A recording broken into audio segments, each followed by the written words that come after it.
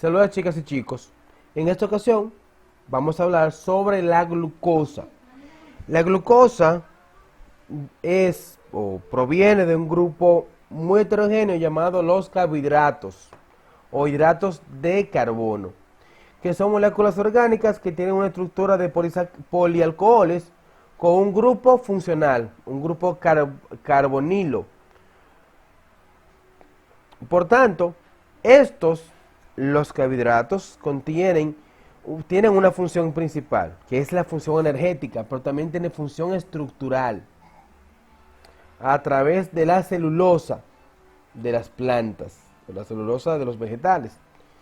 Dentro de los carbohidratos tenemos los monosacáridos, que son glucosa, fructosa y lactosa, los disacáridos, que es sacarosa, y los oligosacáridos o polisacáridos, que son glucógeno y celulosa.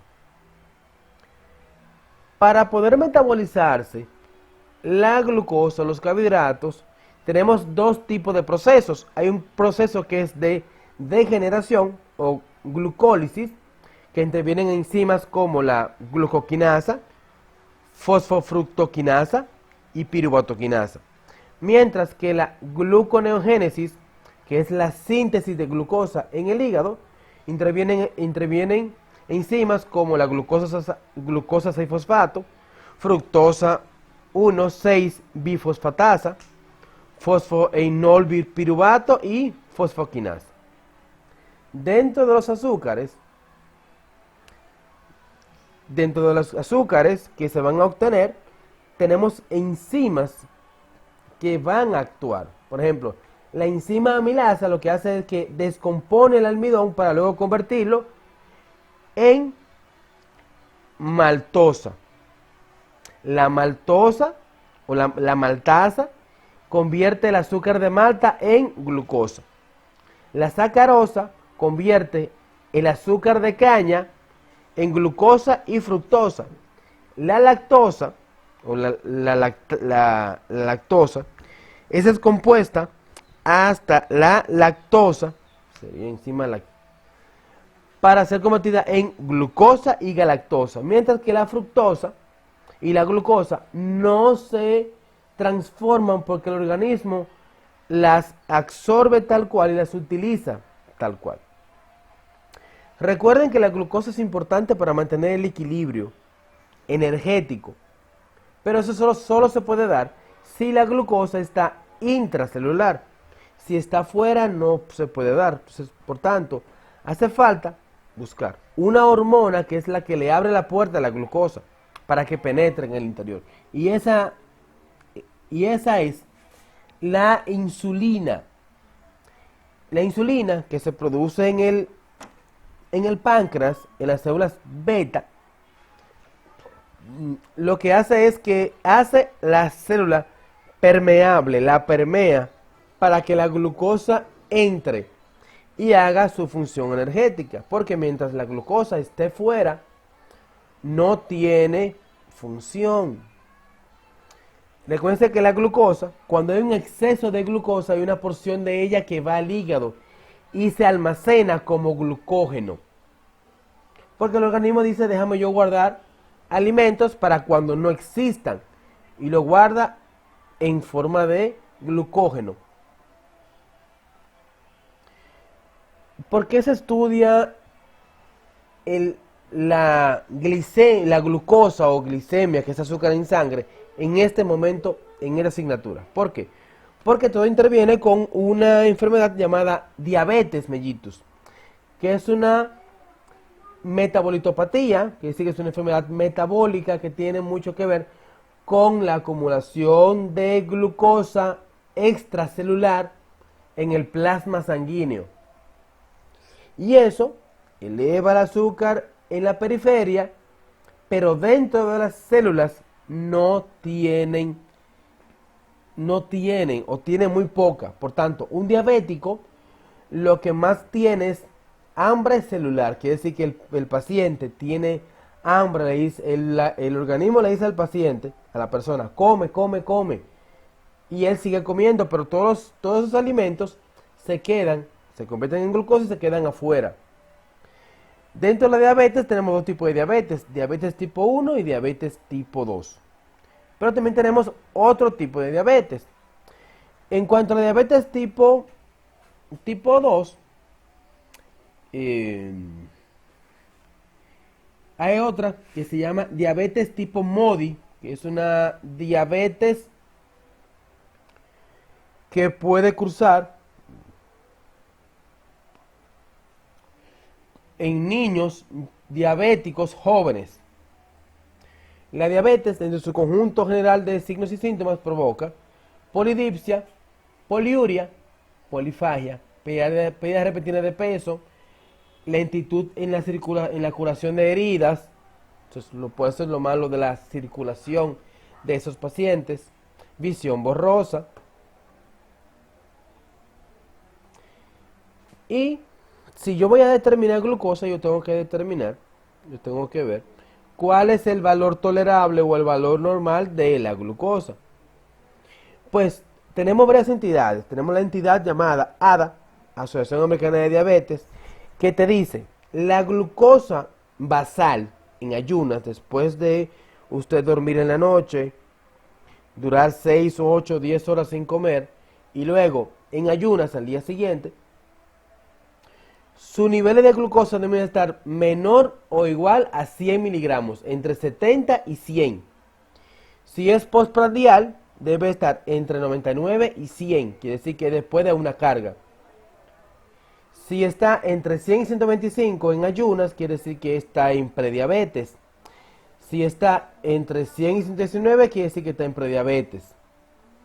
Pero si la glucosa en ayunas está mayor de 126, se confirma el cuadro de diabetes. Si la glucosa postprandial se queda por encima de 200, se queda como diabético. Para eso existen también varias pruebas que se le pueden hacer. Aparte de la medición per se en ayunas, también hay otro tipo de pruebas.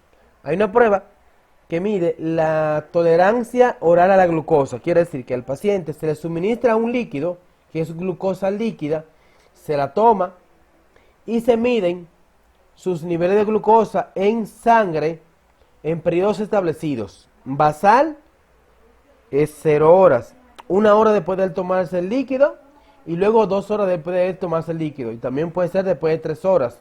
Por tanto tenemos mediciones basal, 1 hora, 2 horas, 3 horas. Hay ocasiones que pueden llegar hasta 5 horas. En este caso podemos ver un paciente que es normoglicémico, quiere decir que tiene su glucosa normal.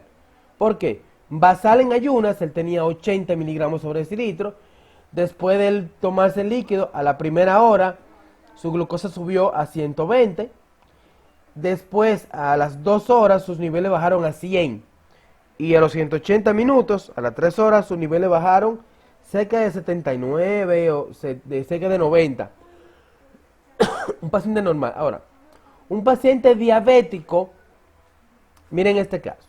Basal tiene 149, por ejemplo.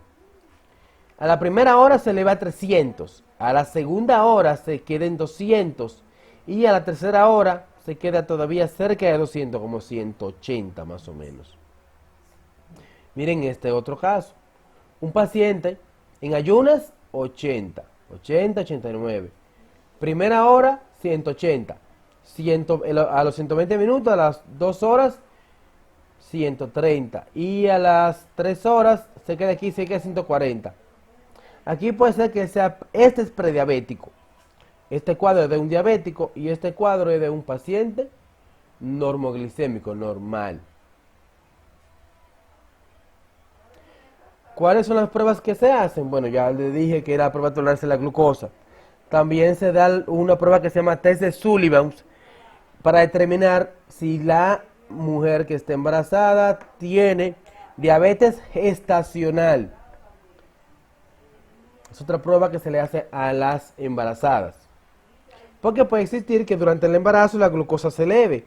Y si se eleva durante el embarazo, se le llama diabetes gestacional, porque está en gestación. ¿Cuál es la complicación de la diabetes? Retinopatías, neuropatías, angiopatías, nefropatía diabética. Además puede provocar más daños, puede provocar daño en los ojos, puede provocar daño en la circulación. Otra prueba utilizada para el diagnóstico de la glucosa es la hemoglobina glicosilada, que es la cantidad de hemoglobina que ya está glicada dentro de los glóbulos rojos, dentro del eritrocito. O sea, ¿qué hacemos en este caso? Como sabemos que los eritrocitos tienen una vida media de 3 meses, lo que hacemos es que al paciente se le toma muestra sanguínea y esa muestra sanguínea se trabaja, se le mide la glucosa, se le mide la hemoglobina glicosilada y ese nivel debe ser menor o igual a 5.7% para que sea un paciente no diabético. Menor de 5.7, paciente no diabético. Entre 5.8 y 6.4, diabético. Mayor de 6.5, diabético. Entre 5.8 y 6.4 es prediabetes y mayor de 6.5, diabético. Pero también otra consideración puede ser la hipoglicemia, que es lo contrario a la diabetes. Es lo contrario porque aquí en este caso, en vez de la glucosa estar elevada en sangre, está disminuida. Y esto puede ser porque el niño tenga bajo peso, pero también puede ser que el paciente tenga mucha insulina y como hay tanta insulina, la glucosa entra.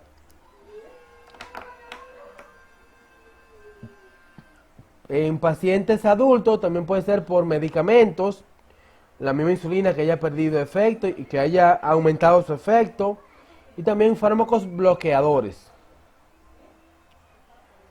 Hasta aquí la explicación general sobre la glucosa. Pronto le colocaré un video donde se está hablando del procesamiento de la glucosa en el laboratorio.